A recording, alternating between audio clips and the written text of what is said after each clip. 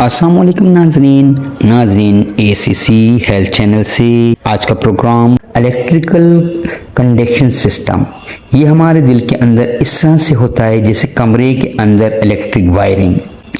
ये हमारे दिल में रिदम और पेस ऑफ हार्ट बीट यानी दिल की धड़कन और इसकी रफ्तार को कंट्रोल करता है। ये सेंट्रल नोड और एट्रियोवेंट्रिकुलर नोड पर मुश्तमिल होता है।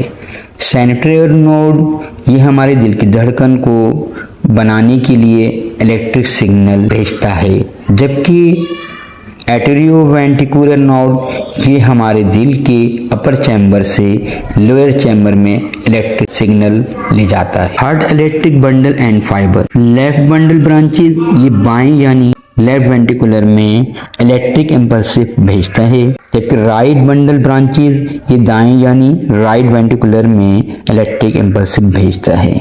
बंडल ऑफ हेज ये एट्रियोवेंट्रिकुलर नोड से इलेक्ट्रिक इम्पल्सिस परकंजी फाइबर को भेजता है। यहाँ परकंजी फाइबर लेफ्ट और राइट वेंट्रिकुलर मसल्स को इन भेजे गए सिग्नल के जरिए से सुकेड़ता है, जिसे सिस्टोली कहते हैं। डॉक्टर जे सिद्दीकी को इजाज़त दीजिएगा। अस्सलामु अलैकुम।